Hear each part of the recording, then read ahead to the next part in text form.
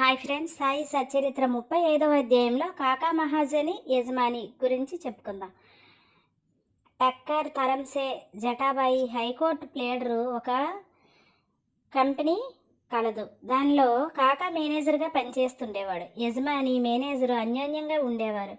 కాకా షిరిడీకి అనేక సార్లు వెళ్ళటం, కొన్ని రోజులు అక్కడ ఉండి తిరిగి బాబా అనుమతి పొంది రావటం మొదలైనవి టక్కర్కి తెలిసేవి. కుతూహలం కోసం బాబాను పరీక్షించే ఆసక్తితో టక్కర్ కాకాతో హోలీ సెలవుల్లో షిరిడీకి పోవాలని అనుకున్నాడు. కాకా ఎప్పుడు తిరిగి వస్తారో అనేది నిశ్చయంగా తెలియదు కనుక టక్కర్ ఇంకొకరిని వెంట తీసుకుని వెళ్ళాడు. ముగ్గురు కలిసి బయలుదేరారు. బాబాకు ఇవ్వటానికి కాకా 2 సేర్ల ఎండు ద్రాక్ష పళ్ళు దారిలో కొన్నారు. వారు షిరిడీకి సరైన వేళకు చేరి బాబా దర్శనానికి మసీదుకి వెళ్ళారు. అప్పుడు అక్కడ బాబా సాహెబ్ తర్కడు ఉన్నాడు. తక్కర్ మీరెందుకు వచ్చారని తక్కడ్ను అడిగాడు.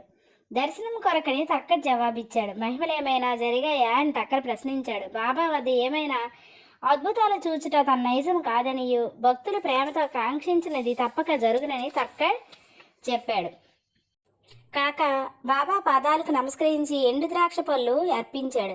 బాబా వారిని పంచిపెట్టమని ఆజ్ఞాపించారు. టక్కర్కు కొన్ని ద్రాక్షలు దొరికాయి. అతనికి అవి తినటానికి ఇష్టం లేదు. ఎందుకంటే తన వైద్యుడు కడిగి శుభ్రపరిచినదే ద్రాక్షలు తినకూడదని సలహా ఇచ్చాడు. ఇప్పుడు అతనికి అది సమస్యగా ఉంది. తనకు అన్ని తింటుకు ఇష్టం లేదు, కానీ బాబా తినుటకు ఆజ్ఞాపించటం వల్ల పారవేయలేదు.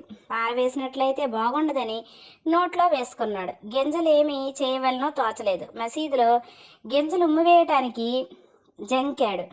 తన ఇష్టానికి వ్యతిరేకంగా చివరకు గింజలు తన జేబులో వేసుకున్నాడు. బాబా యోగి అయినచో తనకు ద్రాక్ష పండ్లు ఇష్టం లేదని తెలియదా? బాబా వారి నేల బలవంతంగా ఇచ్చారు.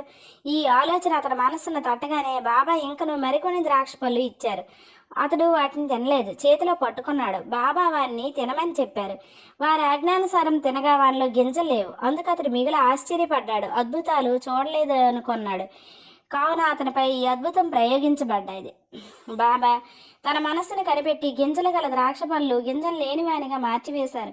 ఏమి ఆశ్చర్యకరమైన శక్తి! బాబాను పరీక్షించటకు తర్కడికి ఎట్టి ద్రాక్షలు దొరికినని అడిగారు. గింజలతో ఉన్నవి దొరికాయని తర్కడ్ చెప్పాడు.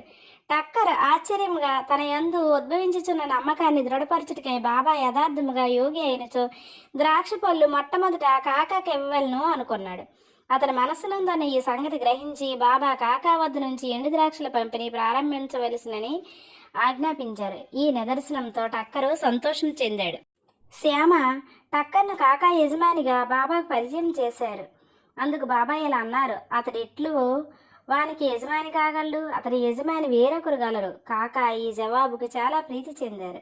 తన మనోనిశ్చయం మరిచి టక్కరు బాబాకు నమస్కరించి వాడాకు తిరిగిపోయాడు. మధ్యాహ్న హారతి అయిన పిమ్మట వారందరూ బాబా వద్ద సెలవు తీసుకుంటానికి మసీదుకి వెళ్ళారు. శ్యామ వారి పక్షాన మాట్లాడారు.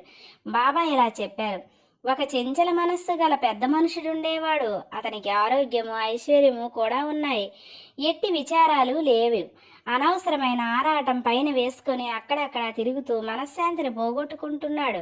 ఒక్కొక్కప్పుడు భారాలన్నీ వదిలివేయుచున్నాడు, మరొక్కప్పుడు వారిని మోయుచున్నాడు. అతని మనస్సునకు నిలకడ లేదు. అతని స్థితి కనిపెట్టి కనికరించి, నేను నీకిష్టం వచ్చిన చోట నీ నమ్మకం పాదుకొల్పుము. ఎందుకు ఇలా భ్రమిస్తావు? ఒకే చోటును ఆశ్రయించుకొని నిలకడగా ఉండమని చెప్పాను.